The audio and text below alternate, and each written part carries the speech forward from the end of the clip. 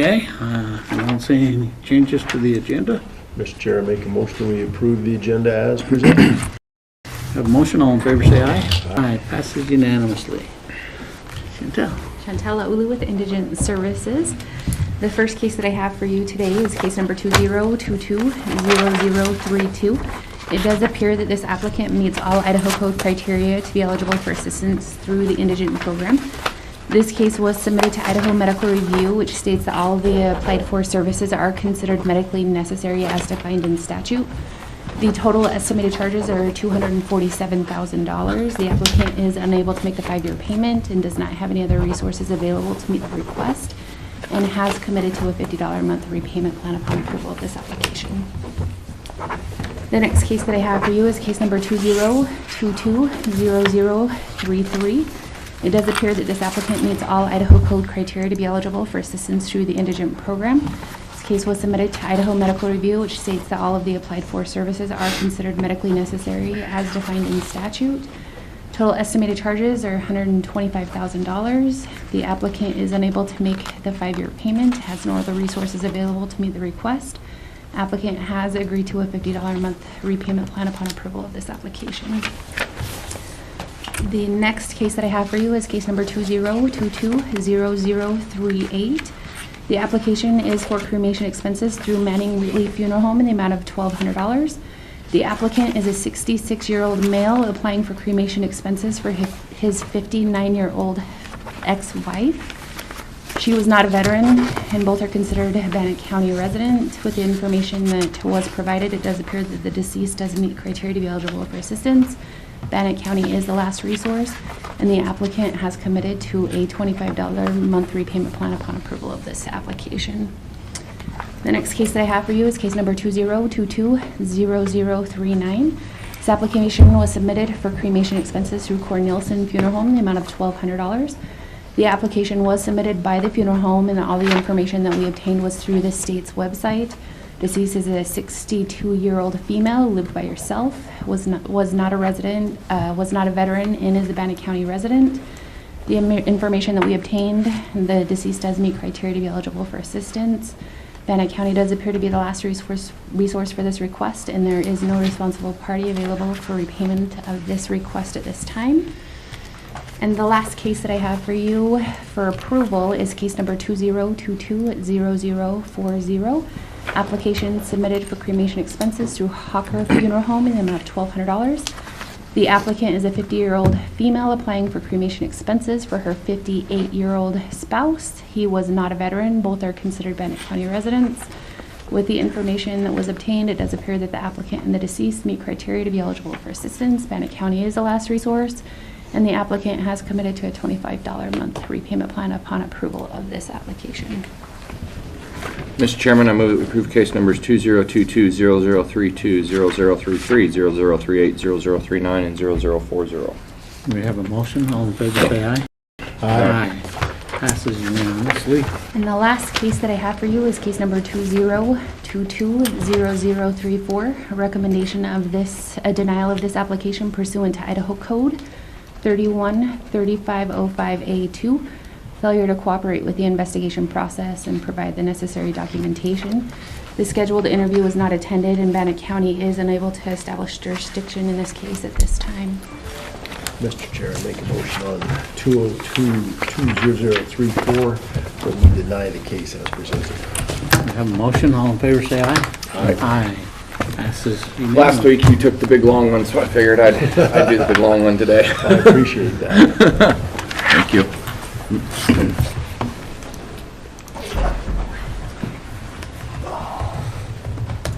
Okay, let's go ahead and we'll go to resolutions. Resolution number 2022-4 approving tax cancellation request, and resolution number 2022-6 authorization and order to reallocate funds. Mr. Chairman, I move that we approve the agendas, or the resolutions as presented. Excuse me. We have a motion. All in favor say aye. Aye. Aye. Passes unanimously.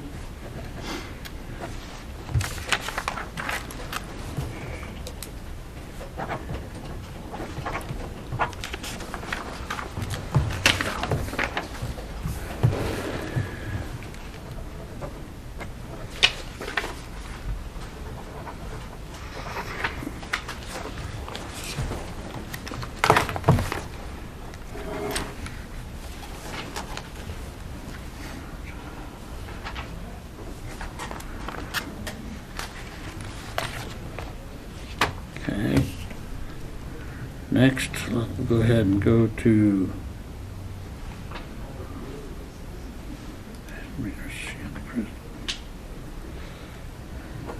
the amendment to the inmate health services. Let's go ahead and do that.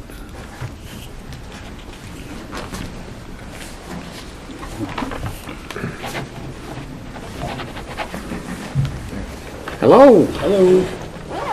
Tony Manu and Mike Short Dolphins. That's a more appropriate I name. haven't changed my mind yet. We're working on that. Medic County Sheriff's Office. I know it's on there for signature only, but it's like, if you had any questions concerning that, it's more of a, they're having staffing issues with Ivy Medical like everyone else. And they came to us with a proposal. Initially, it was a proposal that they wanted to adjust some things, and actually, they just wanted to carry on with having an on-call nurse at some point without any kind of, I guess, penalty as far as the current contract. So we talked back and forth, and they came with some initial proposal, and I can't remember what the exact amount was, and then we came back with a counter and said, well, we feel like if there's going to be an extended amount of time where we're going to deal with an on-call medical professional because you can't find staffing, well, we feel like there should be some compensation to kind of give you some motivation to keep finding personnel. Because, I think it was like $100 if they had an on-call for 8 hours. I can't remember that. It was something low like that. We came back and said, well, we say $600 for an 8-hour shift if it happens to be that long. And then they came back with the current proposal, which was more doable for us. We haven't had a big issue with it as far as too many days that they've had an on-call because of their staffing. But the reason we went for more money was because, it says you agree to 24 hours, 7 days a week. Yeah. And So when there's you got to be some little nudge with some motivation if you So can't find when it. there's an on-call nurse there, or is not there, it's just on-call, is there anybody at the jail site then that has medical stuff in case there is a medical issue that's occurring? Not anybody on site as far as a nurse that they're supposed to supply. So it hasn't been a big issue yet, but this was kind of seeking some kind of compensation from them if they didn't have anybody on staff.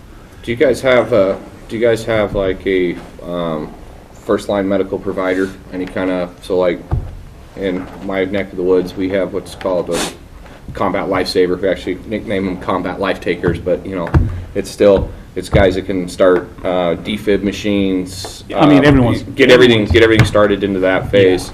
I was just wondering if you have any of your deputies that are have a medical background. I mean, is there a call to maybe start looking at a deputy position or one per shift that has some basic paramedic type stuff in case there is and for staff or for inmates? Beyond first aid and AED stuff, I mean, that's everyone's Everyone's trained in there, that. But as far as anything more extensive like an EMT type, getting them stabilized if there was a no, weapons. we don't have anybody that's a good way probably to look forward. But if you have basic Thinking.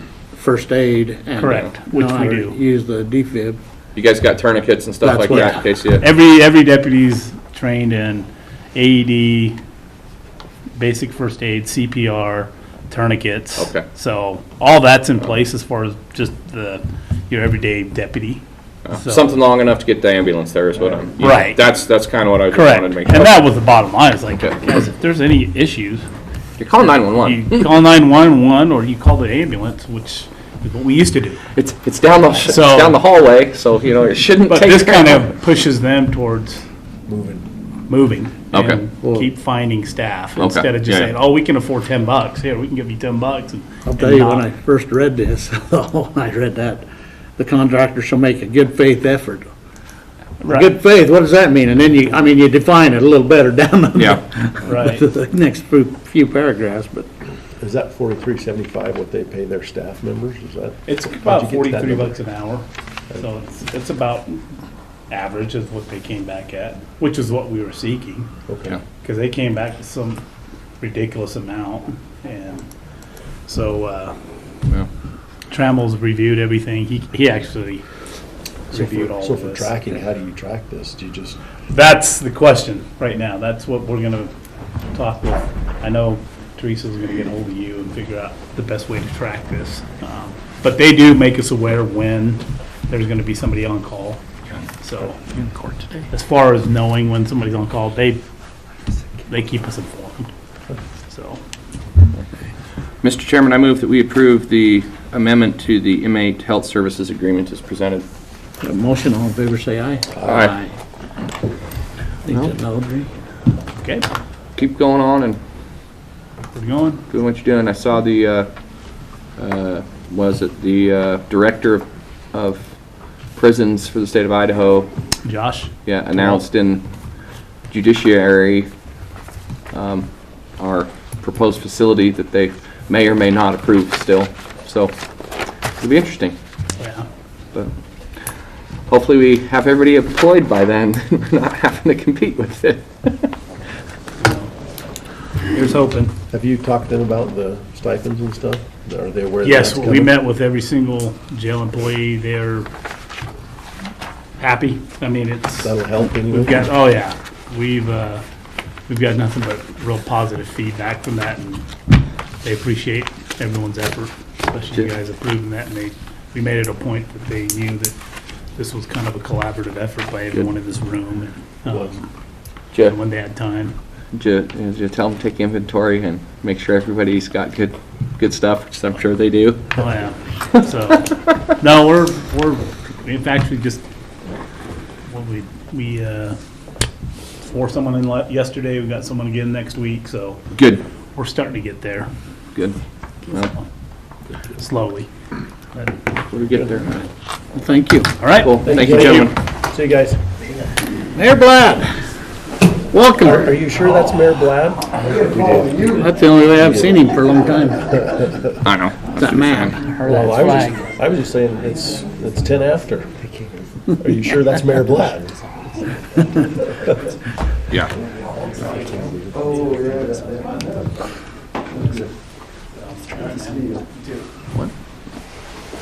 Sorry, Mayor, I had to give you just a little bit of grief when you walked in. It was like, is that really Mayor Blad? 5 minutes early? I know. I've turned a new leaf. It's a new year. That is awesome. Turned a new leaf. It's a new year. I've got New Year resolutions. I'm going to break them in about probably a week, but right now I'm early. Well, props to you. We're a month into it. Heck, you're good. I know I've been here longer than I ever have. That's another one of my New Year's resolutions. Lasts longer than I did last year. Welcome. Thank you, Commissioners. How are you? Good.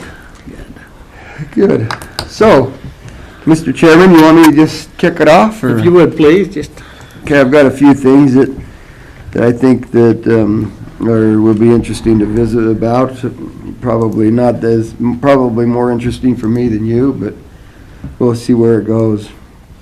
I appreciate you taking a little bit of time with me on a, quarterly basis, monthly yeah, basis? quarterly. Basis. I think this is an important meeting that I wish the public knew happened more often than they want to admit it. Because we do work together and we have a lot of good things happening. So I appreciate you and your time and your efforts and everything like that.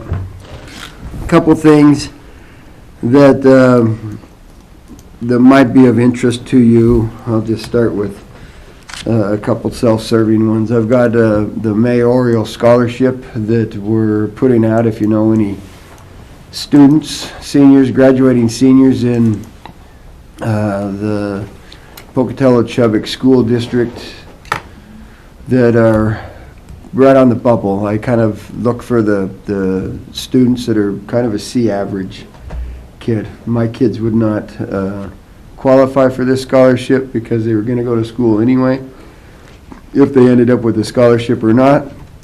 But then they were, it's just nice to be able to get some of those people. I'd like to try to break the cycle of people not going to school.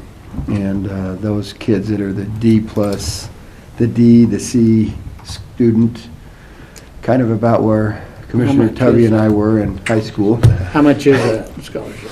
So that scholarship is, sorry, Commissioner Duffy. Hey, you know, what's funny It was is right where I was, it's actually. amazing when you go to high school and, you know, you barely get through because you're skiing all the time, but then you go to college and you finish your master's with a 3.9. Yeah, That's the difference, you know, that's why scholarships are important, That's because it gives kids the opportunity to show themselves. That's so. exactly right. I mean, what got me in school was somebody offered me $300 for one semester to go to school, and that got me in school. Yep. That's the only thing that happened, because I thought somebody else believes in me, so I guess I can probably do it, and it makes a world of difference.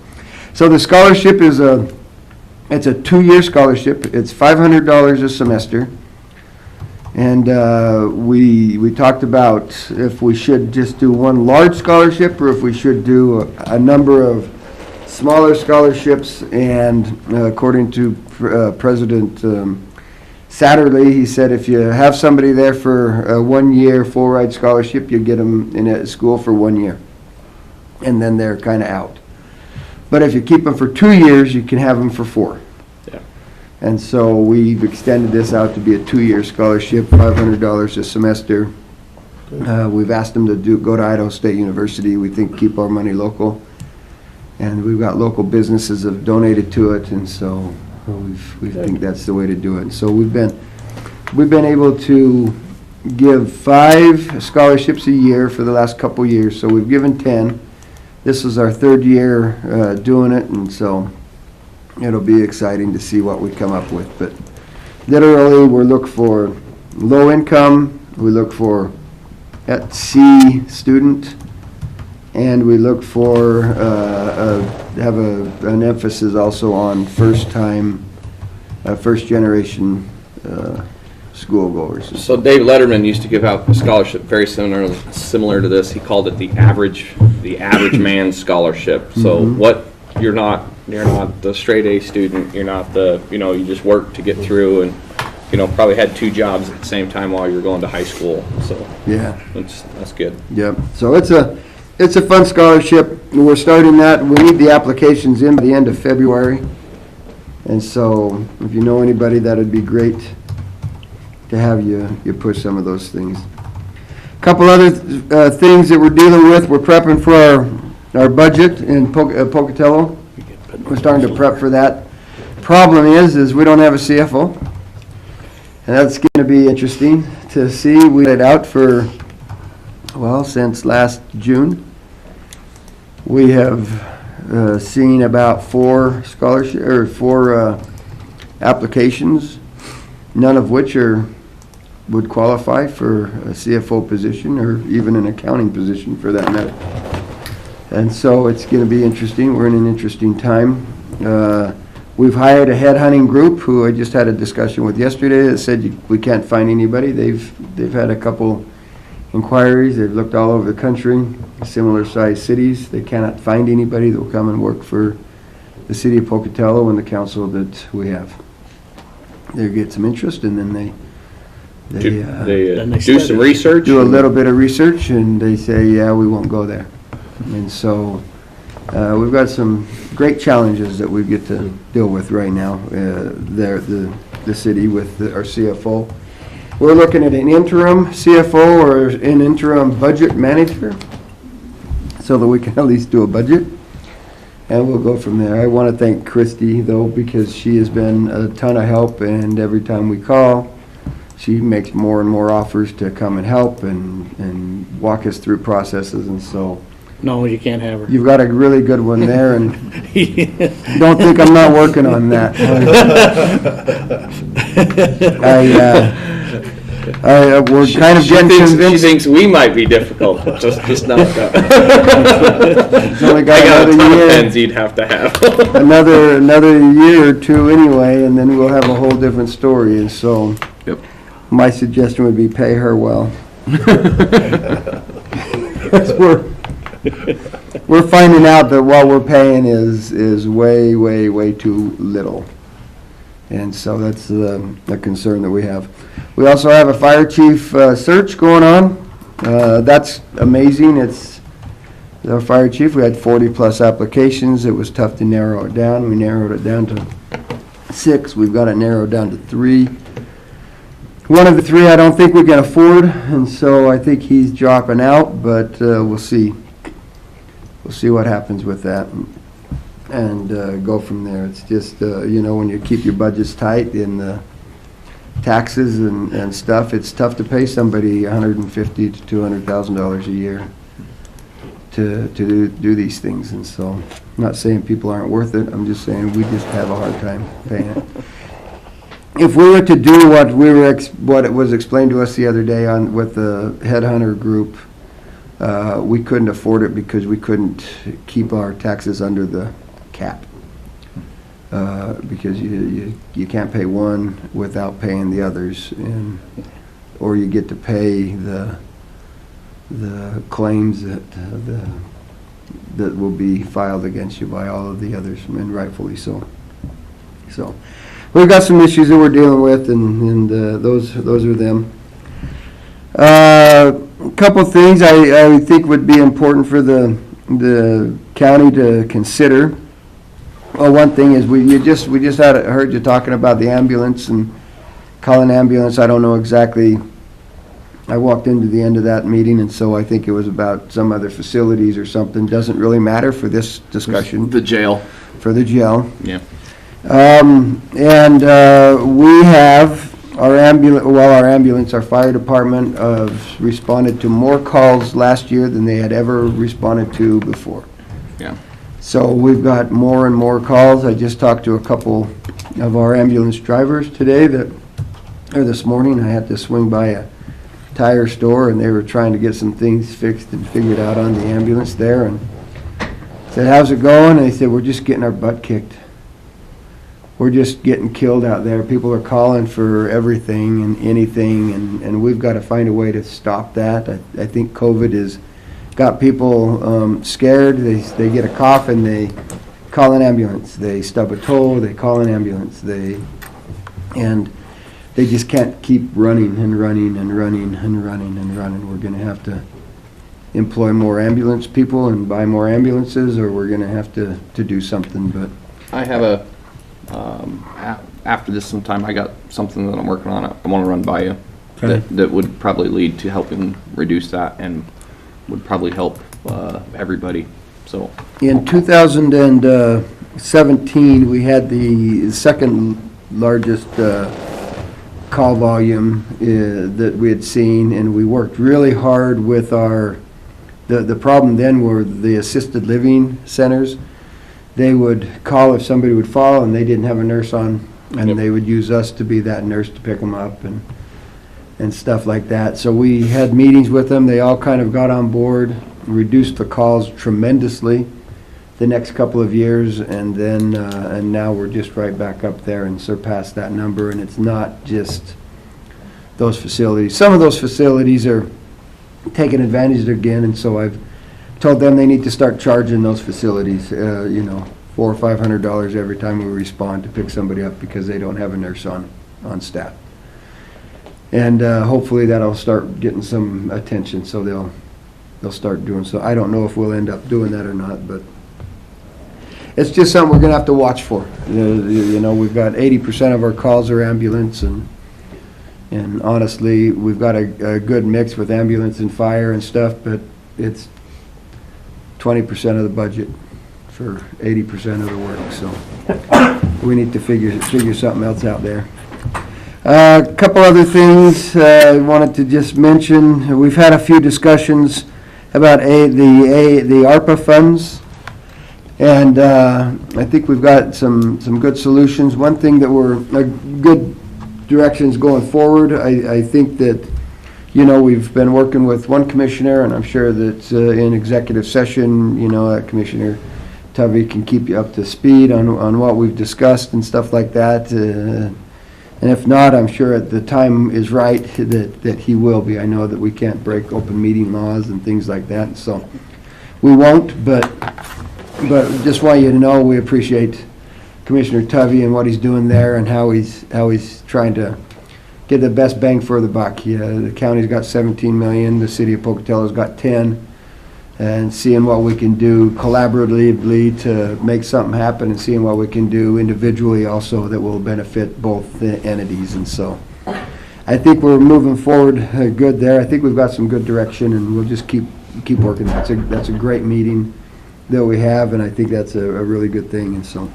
The good thing too that's come out of that meeting is, especially just some report of staff. So, well, since the first time I've been in office is where we've had the planning and zoning directors of both entities, Kyle Burmeister with roads and the roads Tom. street superintendent, Tom, yeah. the engineers, everybody in the same. And it's been kind of one of those. Oh, wait a second, you guys were going to do this road. Well, we're talking about this road. Oh, that's a problem. And that's been one of those kind of deconflict and start to get everything in. So where, you know, you're not tearing up the same section of road at the exact same time, so you have everybody working in the same quarter, or if you are gonna do it, let's tear it up and do it so we don't repave it, just to put the water line in. So, What's really neat, and Commissioner Tovey's right, it's incredible to sit back, because honestly, as electeds, we kind of sit back and they talk. Yeah. And it's been something that I've wondered, why in the world haven't we done this for decades? Because there are times when we can do some things that will actually help save the county money, and the county can do some things that will actually help save the city's money, but we've just never coordinated that and cooperated that way. And we go about our business, and 2 years later, the county comes up and tears something up because they got to do something. And so it's kind of neat to see that happen, and vice versa, quite frankly. I mean, well, and seeing how fast growth rates in certain areas are going, while it might be a county issue right now to deal with the planning and zoning aspect, but understanding that probably within the next 18 months, it could be inside the city limits. You know, making sure that those things are done in a way and not catching the city off guard of, oh, hey, here's a whole road and subdivision section you guys nobody clued you in on. You know, you might want to have that. Yeah, and so it's been really good. And then I wanted to give you, I would like to visit a little bit about this 100 Bread reintroduction facility. Welcome to the club. Gel, we don't really know what it is. I know we were reached out to by the media. I don't know, we don't know what's happening with that, and we don't know if the state has any idea where it's going, what it's happening with it, and So right now, I reached out up to the governor's office and was talking. We'd heard some rumblings before they put it out that it may or may not be in the budget. Yeah. So there was no real, hey, we're thinking about doing this, it may possibly be there. And then everything went quiet and they didn't bother to say whether it was there or not. So and then all of a sudden a big announcement. they had their presentation at JFACT and said, we're going to do a 100-bed, $12 million facility in Pocatello. And I think that's as much that anyone knows. Yeah, I don't think so, too. I think they're just looking for budgetary authority then to start their process.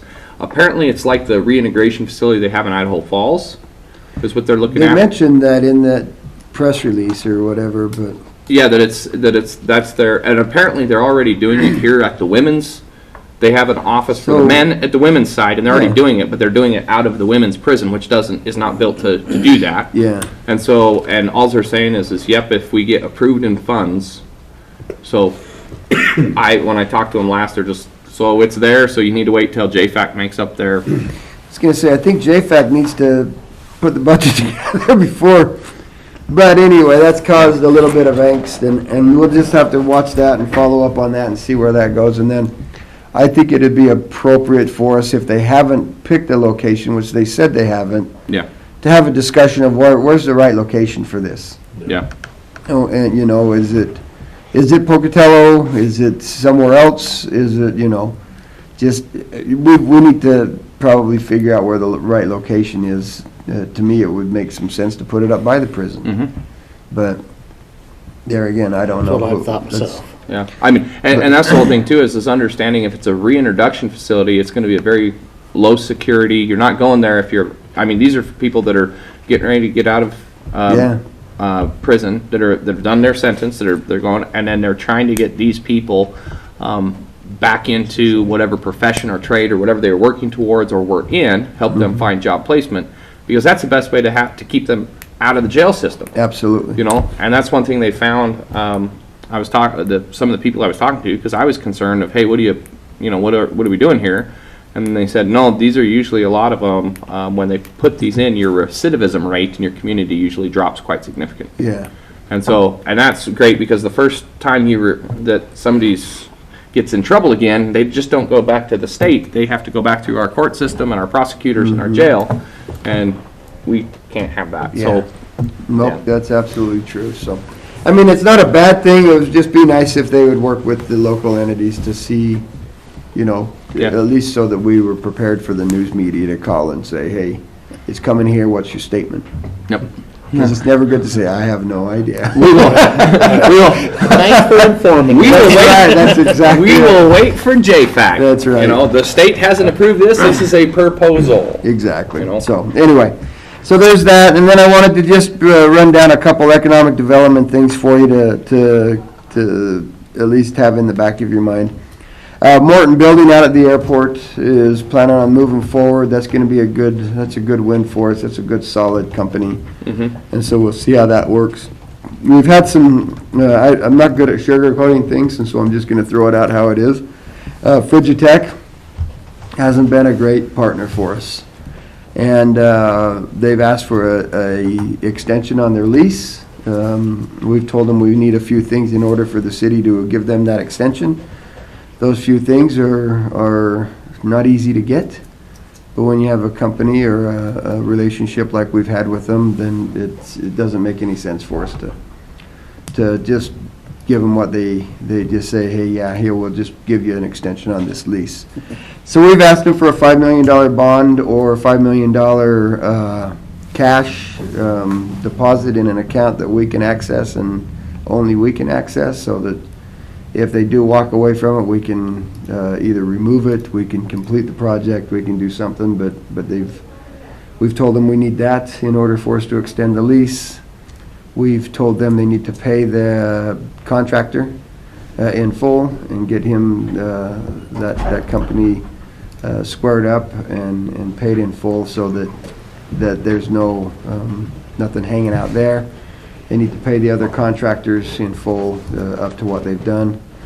And then they need to be able to show us that they're moving forward and actually doing the work and stuff. So we've put a lot of, it's gonna cost them probably closer to $8 or $9 million to get started again, to get going again, and we'll see if that happens. I know that they're kind of trying to play the city of Pocatello against Power County when it comes to tax incentives and things like that. Well, Power County and I are having regular discussions, just like you and I are having right now. And so they're very, very up to speed on things, and they're not going to move on anything until we all have had a discussion. Then they'll make up their decisions, and so Frigitech is kind of out there. What's your deadline on that, Mayor? At the end of the month, so today's the 25th, so they have to have all that stuff put together for us by then.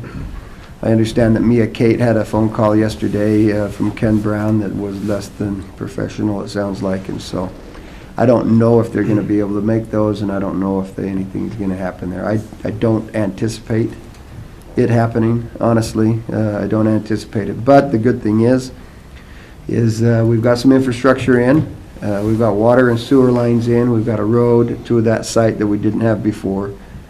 The Pocatello Development Authority has paid $400,000 to Frigitech in reimbursements for doing that work, and we've got about $2 million worth of work out there that's been put into the ground, and so we've got a site-ready project, and we've got a really good economic development person in Mia Kate that is already has a couple other people interested in that location, and so Yeah. I don't anticipate that sitting very long if Frigitech is unable to do what they need to do. So we'll just see how it goes from there.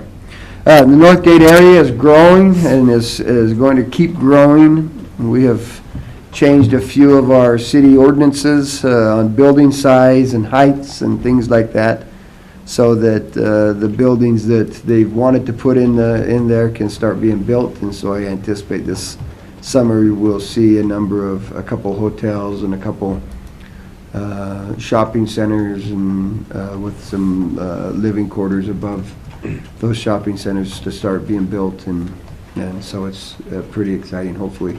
We're about 4 years too late on that, but it's still, it'll be nice to get it going. COVID interrupted it a little bit. Yep, a little bit. They got certificate of occupancy on the first couple of those apartment buildings, didn't they?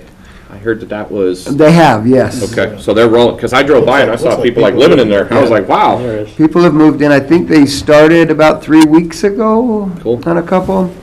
What, a week and a half ago, we had a problem with the, I don't know, some gas line or something that blew the wall out from one of the units that is not occupied luckily, but It was a gas line or a propane tank. Somebody had, I was wondering if it was like a propane heater that, I think it was a gas line. was it the line? Wow. I'm not positive of that. Not do that but- again. And I'm not exactly sure what happened. I just have a picture of the end wall that used to be like this, that's now like this. Blew it out about a couple, 2 or 3 feet and blew a couple windows out and so.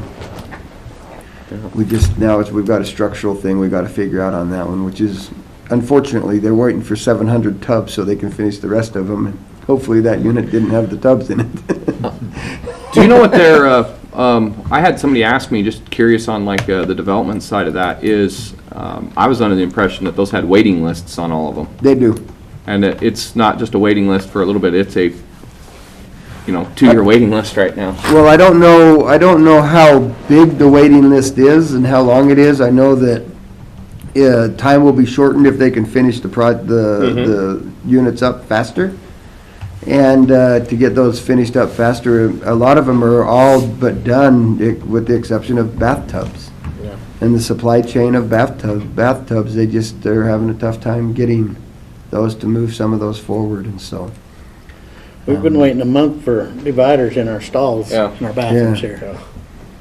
Yeah, well, we have, Zoo Idaho, we built the new entrance facility that should have been open last year, but we waited 2 or 3 months for an AC unit, and then you waited 2 or 3 months for some ducting and piping, and then you waited another couple months for this and that, and so, it's the world we live in right now. Yep. And so, and then we've got a number of, something that a lot of people don't realize, but we've got about 35 to 40 different developments happening in Pocatello right now. And so, we're building as fast as we can. We've resisted the large builder to come in and build, 1,000 homes in a year. We've resisted that because we want to try to protect our builders, but we need our builders to build more faster. And I don't know if they can. But then All we the need big, all the big builder material would do too. is come in and just take their labor force, and then as soon as they slowed down, would be gone, and Well, you'd that's have a exactly very right. bad problem. Yeah, that's exactly right, so. Now, if we could had a market for 5,000 houses a year and having somebody come in, that'd be great, but we don't have, Well, I think that we've got a market for a couple thousand we Yeah. could put up this year and be done, but Yeah. we're running into the problem, Pocatello right now has an unemployment rate of 1.8%, which I never thought in a million years that I would see that, but it's a problem that we have now. It's a different problem than we had a few years ago. Now we can't find the people. It's kind of reversed, and now we just need people, and so, one thing I'd like to see us do at some point is change from such a big push of getting new companies here to more of a big push to getting more people here. And, Well, and I think a lot of that comes into then, because you always have the expression in development, are you trying to tempt the company, or are you tempting the worker? yeah, And that's the problem is a lot of times we just tempt the company. You have that infrastructure built for out at the airport ready for a company, but then we need to look at what's that work-life play yeah. aspect that that's Jeff going on with the branding of the county and a bunch of other stuff that we're trying to work on.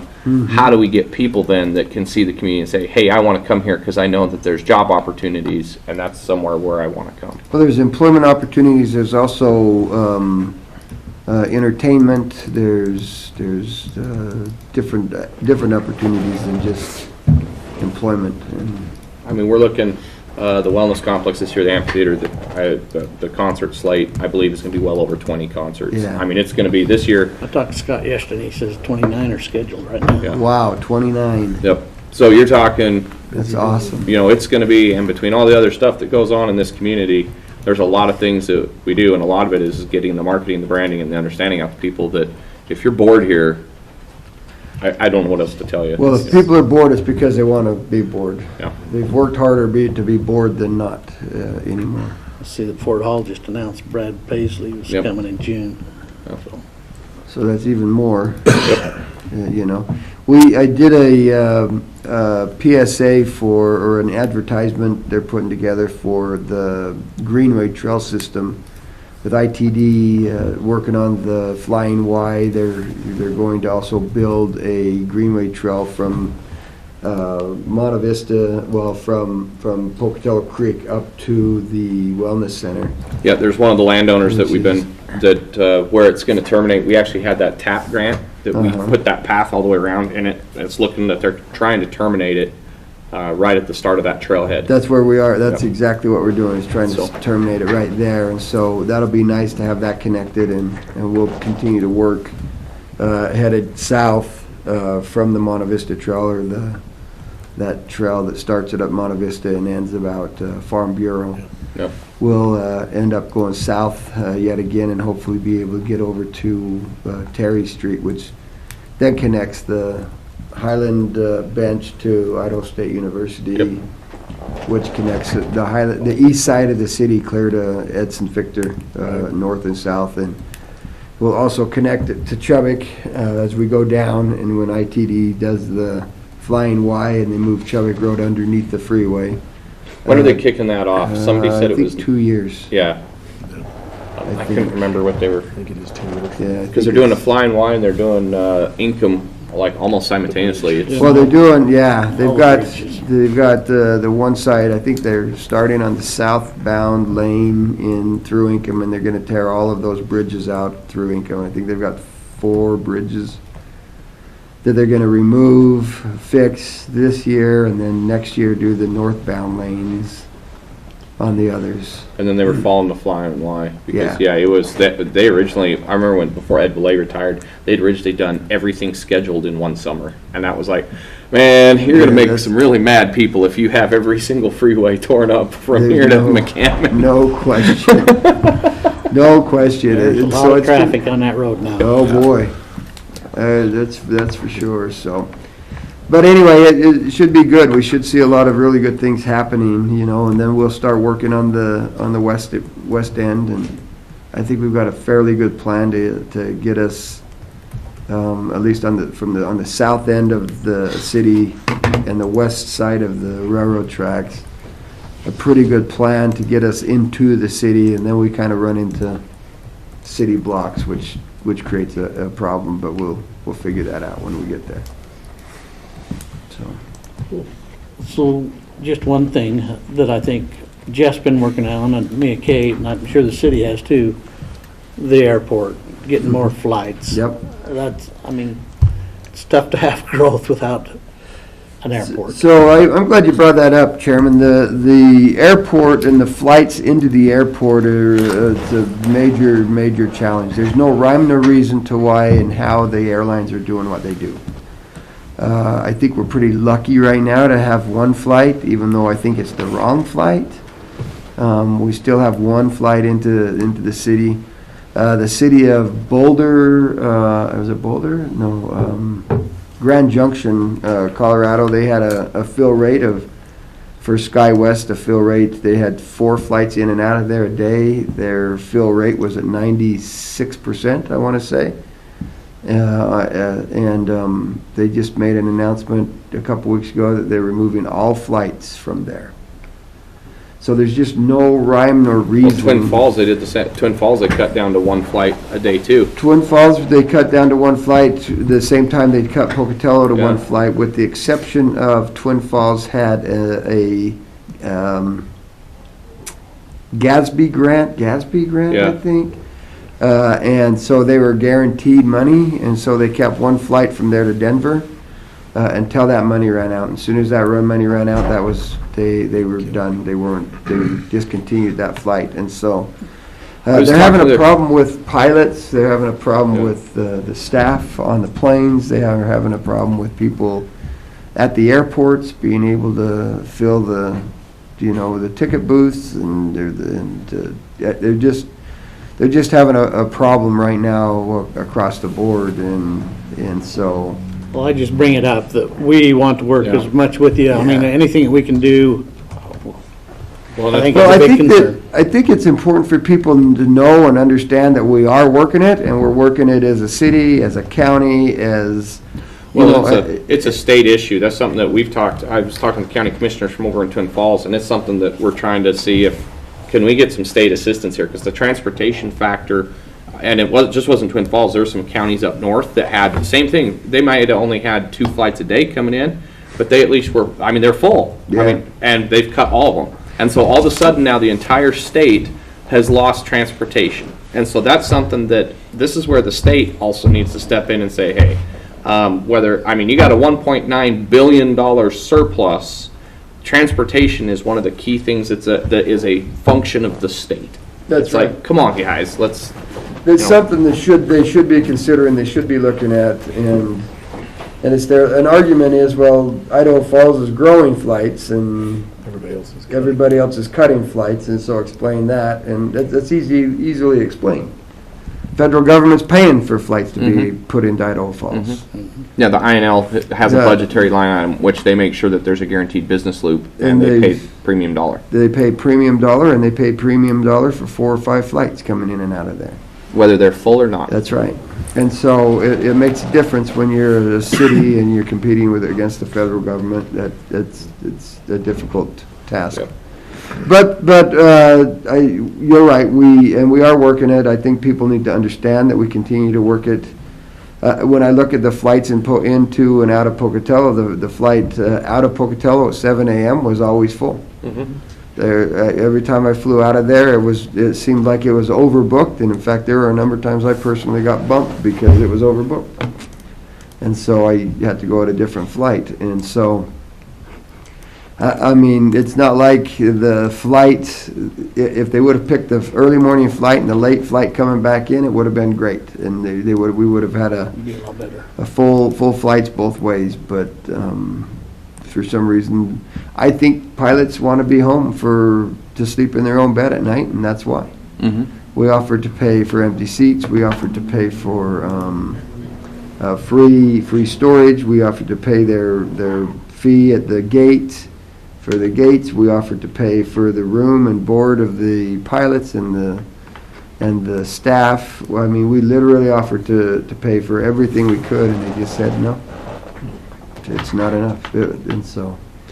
But we'll keep working it. We have to keep working it. It's interesting. People think we're losing to Idaho Falls, and we're not. Most people drive to Salt Lake.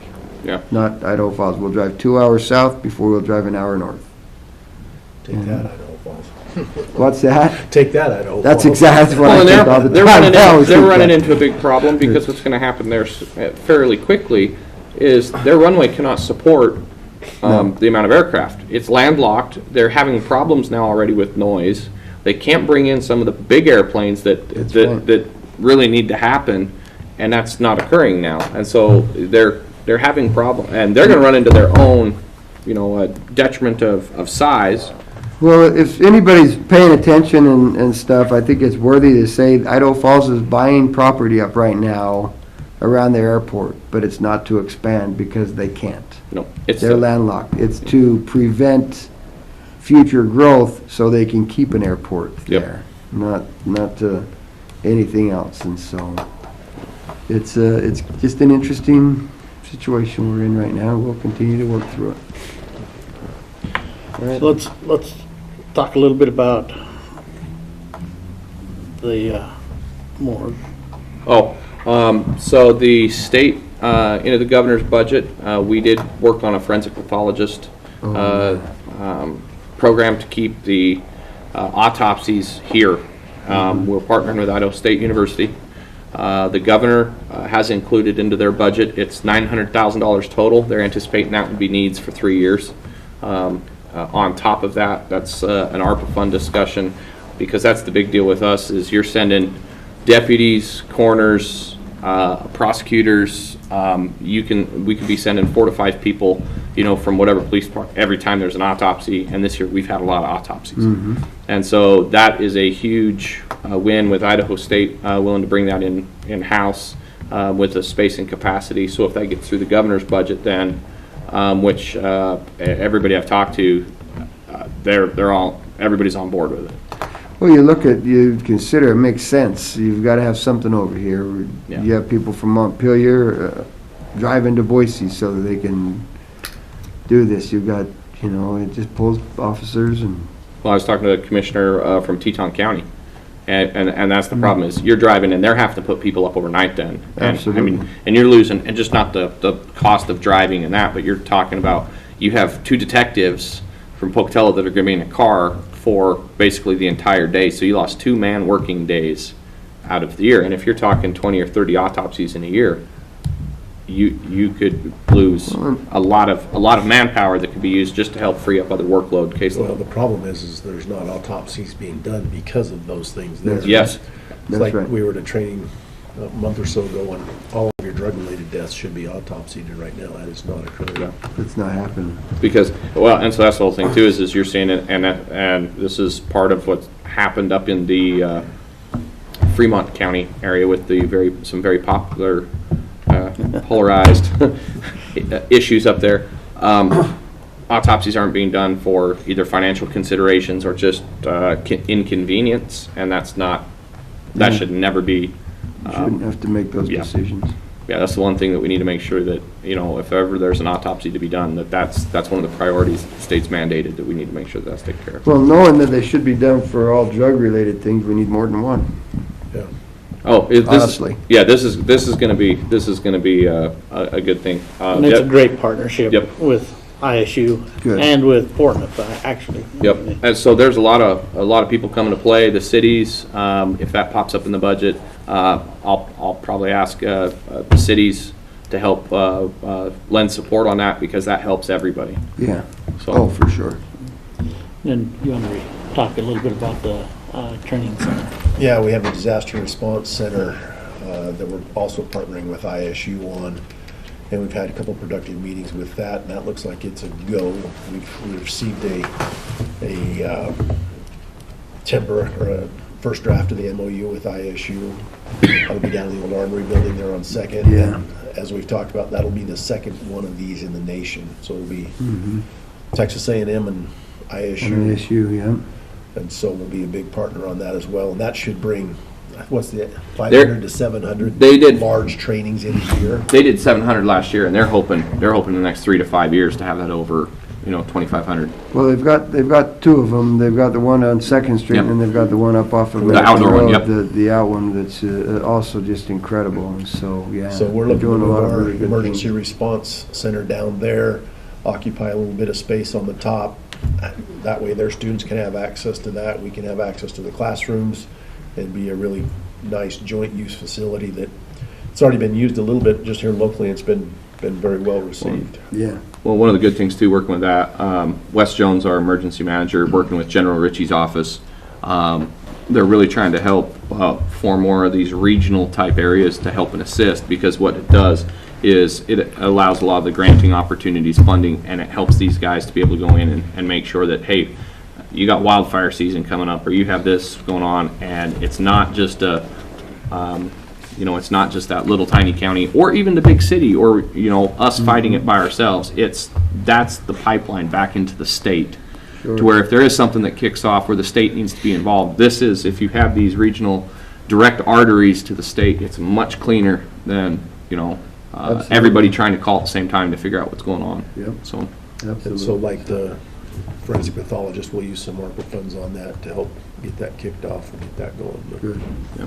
Good. Yeah. No, I think that's great. ISU's doing a great job with that program, and they'll just keep going. And that one, if they bring in, this year, like I said, I think they brought in, it was over 700 people that were on, basically they're on TDY orders for the military. And that's a lot of money that comes in the community. And if they're talking to getting that over, they were trying to get that over 2,500 people in the next couple of years. that's a huge That's bump huge. into this downtown area, because people are gonna have to come, they're gonna have to stay, they're gonna have to eat, they're gonna have to, Mhm. you know, Oh, yeah. and so, yeah, it's, I'm pretty excited about that, so. Yeah, that's great stuff. Sweet. Really neat. Positive things are happening. We've got a lot of really good things happening in our communities. You're right. You're right. And if I may reach out to your assistant and get some email addresses from you, we're looking at starting a community-wide community leader email newsletter that just goes out and says, here's your 5 talking points for the week, the good things that are going on. Oh, I think Here, that's- like the Mayoral Scholarship, that would be one thing that would be included in there. Mhm. Just every Monday, here's 5 things that are great in Bannock County, whether they're Chubbuck, Pocatello, Lava, wherever. Yeah. Just send that out to the leadership in the community so we can start to spread that message of the good things that are going on. No, I think that's a great idea. Good. So I'll reach out to your assistant Absolutely. and just let her know that, open Yeah. up the email addresses and send them over. All right. Okay? That sounds You've good. met Emma. Yes, he has, but don't talk to him about her. Yeah, they're trying to hire another one, so yeah, you can't have that one It's either. another one of those discussions. But this is a big deal that she's doing, and, I mean, she's putting a lot of information out there for the county. and- Yeah. We've been, I've we've been, already talked to her about it, but we've been. No, you can't have her piloting either. this. No, he used to. County employees. I reached out. I'm not gonna lie, I tried to pick about everybody I can off, but I'll keep trying. We've been trying that Monday email here in the county. It's been good to have something like that. That's So, good.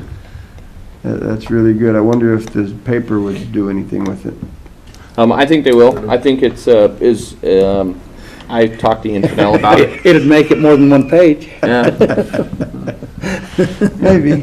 No, that would be and like I said, that's, the other positive thing is it kind of shows, hey, this is actually what's going on. There's actually, you know, I mean, there's stuff in here, like I just pulled the one up from this week, and it says, you know, the 6th District Court suspended jury trials right now again due to high COVID stuff. So there's some stuff that's informational. Talks about University of Idaho and the Master Gardener class in full swing. Most people don't even know what a Master Gardener class was. Yeah. You know, a lot of that, getting that out, putting that there, there's some of those things we need. That's where is, We're already talking about the fair. yeah, the fair's in County there. Fair. Bannock It's already County been Fair, done. August 1st Yeah. through the 6th this year. You know, No, I think that's a great idea. We've got to get that word out, and even as much as we do, people will say, I still don't know what's going on in Bannock County, but yeah, you can lead a horse to water, you just can't make it drink. yep. Well, and as we visited with some of the high schools and found out that was the big issue with them is the communication. So this is kind of that first step to try to build that bridge and get Yeah. that communication out there. Oh, that's good. I love it. Thank you. Well, thank you. Thank you, Yep. Mayor. Thanks for Thank coming. you. Thanks for your leadership and for working with us. And congratulations. on Thank your- you. Your victory. Yep. Yeah, that was stressful. Look forward to a good 4 years. I look forward to a good 4 years with all of you still. We'll get through what we've got to get through now. Yep. Yep. So, whatever I can do to help. All right, thank you. Thank you. Christie, can Thank I you. talk to you about a job coming up? No. Push that button for security. Call security. Mayor tased. Thank you, Mayor. Do we need to go into BOE because it was scheduled for A certain time. 10:55? The BOE is just, It was 9:55, so yeah. Yeah, probably need to. Okay, we're gonna bump Sherry up, because we're scheduled for BOE at a certain time, and so, come on up if you would. Mr. Chairman, I would move that we enter into the Board of Equalization. We have a motion, all in favor say aye. Aye. Aye. Okay, we are now in the Board of Equalization.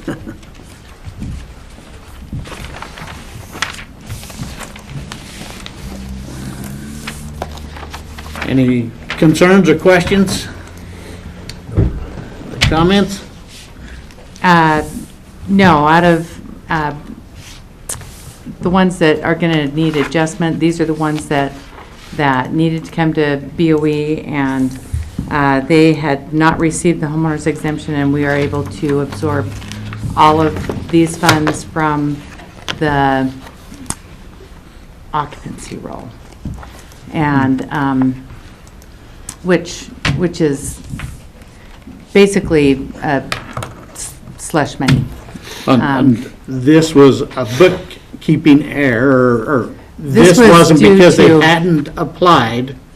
This is because they This had is applied because and of- just didn't receive. Yes, it's because of basically 389. Because of we have tax cancellations, and people come in and say, well, I filed, but nobody ever picked it up, nobody ever done it. And I want to just make sure that we know that these people did file, and that, Yes, We just didn't everything that we're catch it. doing does have an an application. application for it. Yes, But I'm just saying, that we've received a couple of hardships here in the last week or two that, well, I turned it in, but nobody ever done anything with it. All right. Anyway, I just wanted to clarify that Make sure that that's what, this is there we're here. talking about this here, and that's different from what This- everybody's applying. This wasn't so just, if it's a hardship situation and they've been over to my office, then we have looked and searched both in paper documents and on the computer, because they are all scanned in when we receive it. And so if we don't receive it in time, then we can't grant that. And they have to come over and ask for a hardship. And that's what, we agree with that, and that's why Right. I wanted to just clarify, because the heading on this just says parcels that had missed homeowner's exemption. Yes, So I wanted to clarify, yes, this was They were not- they my had audit. applied for it, it was this was due to. not applied. Yes, This was due to the state. due to, yes, we'll go there. Yes. Due to the And, state. yes, you will be receiving some requests for cancellation, because the others had already had a notice sent out on the land, and so, but not knowing how that was going to be administered earlier on, we found that we went back and all of them didn't receive it on their land, and so we have to go back and add that in. But that can be done in the form of a tax cancellation, and it will affect the taxing districts. This will not. Okay. So I plan to try to meet with Sherry and Jen Clark to go through all of the cancellations that we have done.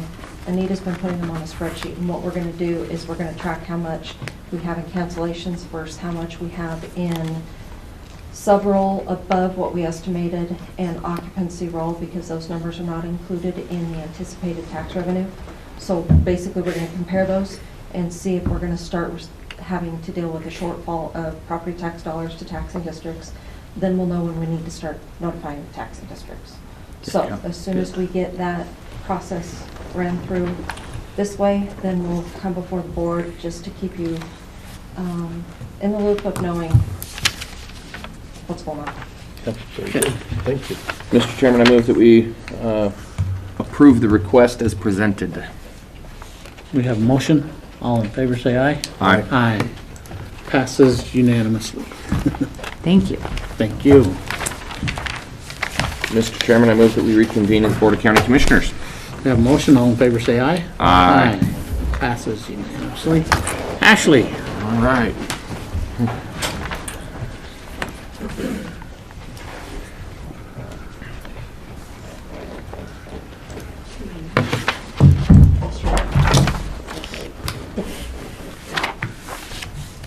I think, but I can't remember what it said. So I'll look.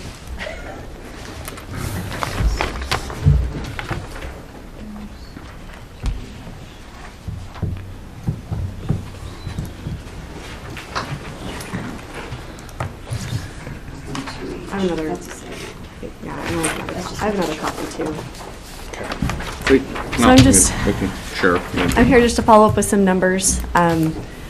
Christy and I have kind of emailed back and forth and been in communication about how we'll find where it's going to come from our budget to be able to pay for the 2 contract people. As you can see, each of those provide a billable service and the average cost of that service, and then the total revenue that we'll receive from that service. Working with Christy, I think the option that we're going to come from the budget is we're going to keep one of my counselors into the share program position, which opens up 2 positions under D6 treatment, and then use the cost of one of those positions to be able to pay for the cost of the contract people. Is that what we decided? Both. So whatever, here's- whatever we need to do to cover, I think is what we decided. So what we'll do, last week you signed the SAR approval form for, Mm-hmm. okay, so we will basically negate that, leave her in sheriff, and then that opens up $3,240 per pay period to cover this contract, or these contracts. These contracts could cost anywhere between $16,000 and $28,000. It's just going to depend on how many assessments that they need to do. Okay. So if we can save $3,240 a pay period, then we would have $16,000 if we can keep them open for 5 months. Okay. And then what we'll do, I think, yeah. And these are limited contracts as well. I think we were limiting them to 6 months to kind of see where we're at in 6 months, if we can hire one position, where we're at when we sit down with the HR department and see and work with the auditing department. So and so if you get an applicant and can start hiring, then maybe what we can do is, we'll just look at when the hire date can be, and if you can negate one of these contracts so that we can cover it. Okay. So the unfortunate part of this is I can't move money until the money is available. Okay. So what I'm going to need to ask is that you know this is the plan, and then we'll move the money, because we don't want to move too much money, and then be able to hire. So we'll just all work closely with Ashley and Carrie and Jason, and we'll just know that we're going to bring it from there. And then between March and May, we'll have 5 pay periods. It'll cover, like I said, the 16-2. Okay. And then if she gets some applications, then we can regroup and get Go from somebody there. in.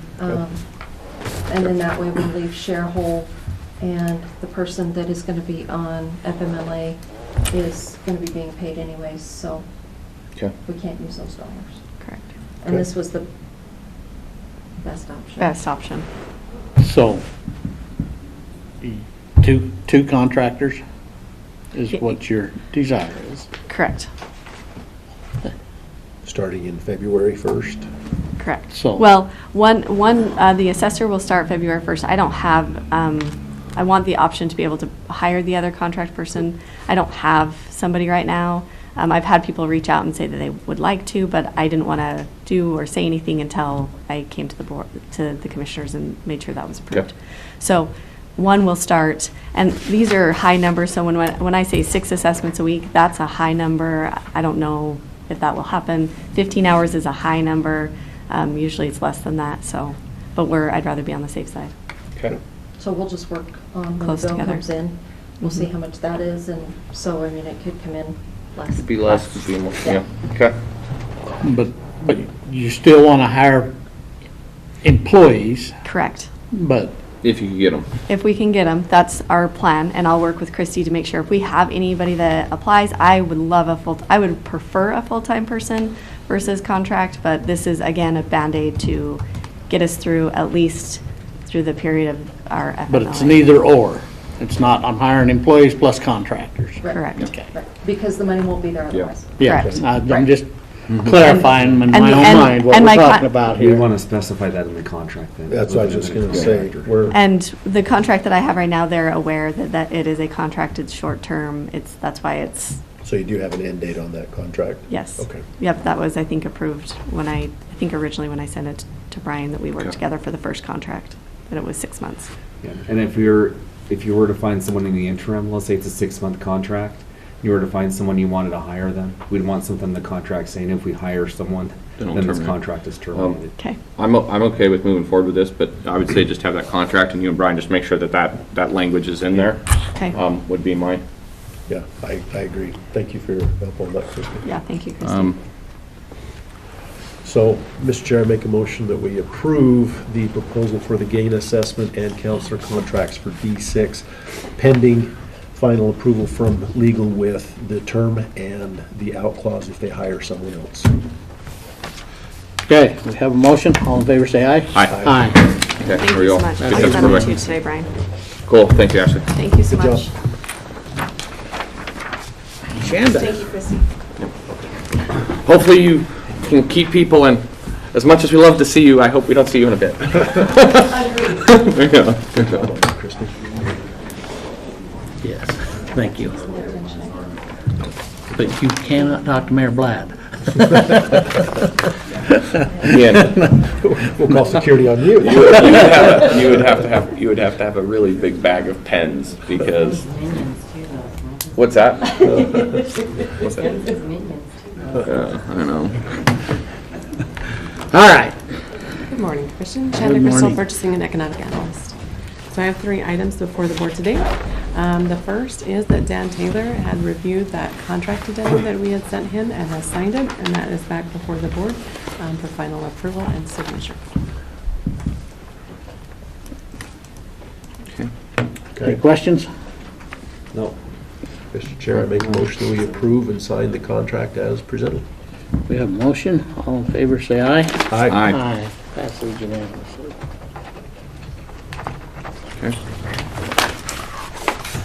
The other update is that we are still waiting to hear back from Stratton Lagos in regards to that contract that has been submitted to him as well. I have not heard anything, so if you can corner him somewhere. I saw him the other day in the hall and I told him, he's like, oh. So Okay. he's gonna get to it. Okay, okay. That has not been today, but, Okay. so hopefully soon. The second item I have before the board is that we were discussing and talking about reassigning a conflict counsel for, as these contracts terminate, then what do we do with the cases? So I've got a little information. Carrie was able to pull all of the cases that currently Dan Taylor has in the system, but we are unable to identify which ones are his private practice and which ones have been assigned by Bannock County.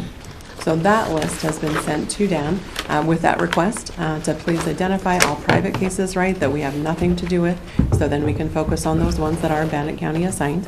And then, once we have those, the report that Carrie was able to pull for me has a hearing type listed on it. I requested an update on that type.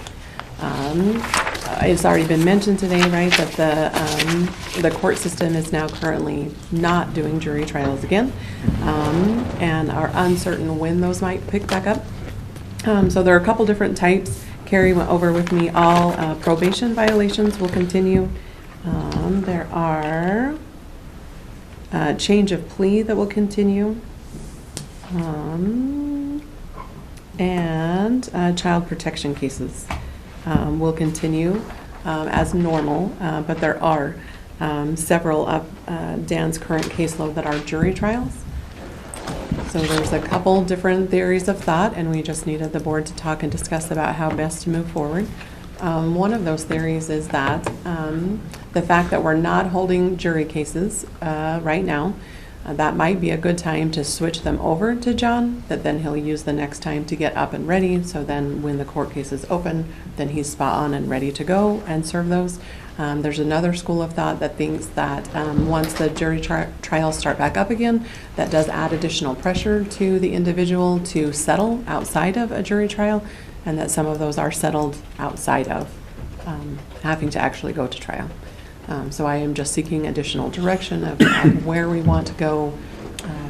So you'd still have to have, the thing is it's not just us deciding that, hey, we're going to switch these cases. They have to petition the judges, and the judges have to let them out. And then those cases should drop back into the round robin then and be assigned to one of the contracts that's in place. And so that's the whole thing that we need to probably, how many cases do we have that are waiting jury trial, and what's that doing? Because it's not just going to go straight to him to get all of those jury trials. I would like to, we have a month. I would like to have all of our conflicts.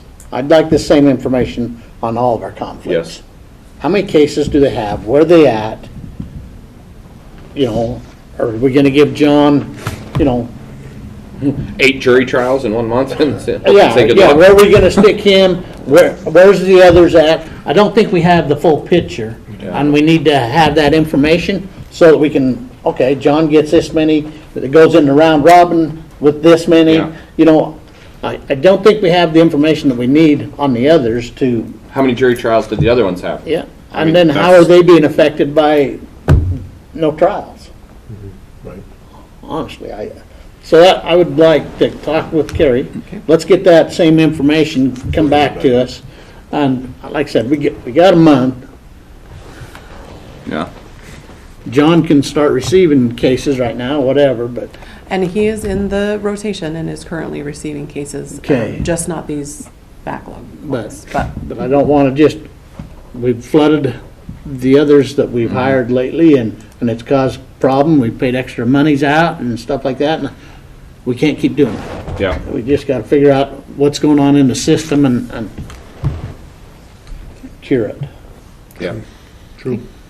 So I will reach back out to Carrie then and ask for the same information on all of our conflict contracts, and then forward that to the attorneys with the same request. Please cross out all of the private cases, right, so we are not dealing with those at all, and then give us an update on each hearing type of where they are. So then I can come back with numbers on each conflict attorney. Okay. Perfect, that will be great. The third item I have is a review and requesting a signature on 2 office copy care agreements for Valley Office. One of them is for the new copier that we got in the Commissioner's office, and the other one is just an updated one for the Human Resources as we moved our old machine to Human Resources. Okay. This one doesn't have a price on the The base charge, yeah. base charge. Right, and that one was also missing, because like on our first one, right, we say that we estimate, right, we'll use about 9,000 black and white and 5,000 color. I was uncertain of the conversation that Jim and Ryan had, but was asked to get on. And does he have a budget for that? Right, it does not. Not a separate one, no. I assumed it would come out of the same line that we had, Well, you guys only have $2,000, Yeah. right? so I don't know how much those are gonna be, but you might have to do some rearranging, budget-wise. Base charge $330.08. Okay. You just bought yours. Are they charging you maintenance up front, or do you get a year free? So we do the copy care that does the toners and things like that automatically, that we don't have to pay for those. The way Jim described it is that from our usage on our old machine to this new machine, we're going to save $600 because it's more efficient than the old one is. But now we are paying for 2 versus 1. So I think those savings will be taken up by HR Okay. at the minimum. I think that might be why the base charge on that one, but we need to clarify there's not a charge because we just bought that one. And in the last one we've done those, they included the first year without a charge. That's what I thought. So if we just want to verify that, and then this one for the 303 or the 330 and 80 cents. Do we have this one already in the Caroline budget? Because you said there's $2,000 there for maintenance and operational funds. So that would be the, what's that? For copy care. For copy, yeah. Yeah, so that's the whole thing, is adding that in. Yes, Chairman? I told you he was going to pass away. Just got a notice. My neighbor passed away. I went over and cleaned their driveway this morning. I'm glad he has good neighbors. Anyway, Do you want to set these on, and just for Tuesday, let's just verify where that is and just verify that we have funds in that to do that, and then we could set them for Thursday. Or Thursday, I mean, and go from there. Because if we have it to where there's, and that's why I remember the last ones that we've done, there was no charge for that first year. And if that's the case, then why wouldn't we do that? And then this one, if it's $303, and as much as HR makes copies, as long as they're not color. Bad joke. So on the commission copy care, I am double checking that the first year is included. Okay. Okay. And what was our then- package we bought? Yeah, what was, and what do you need? And like I say, if we have the funds to do it and make sure it's there, that we can provide a copier that actually works, I'm okay with that, just we need to have it verified. Okay. And then on the human resources one, I'm asking about the base charge. Yep. The one that's not filled in. Right. Yeah. Okay, perfect. Okay. I'll touch base with Jim on ours and Ryan on his. Cool, thank you. Thank you. You are welcome. That should be everything. Okay, we have Did the the cancellation. tax cancellations. Oh, Mr. Chairman, I move that we approve tax cancellations as presented. Have a motion, all in favor say aye. Aye. Aye, passes unanimously. And we have salary rate approval form.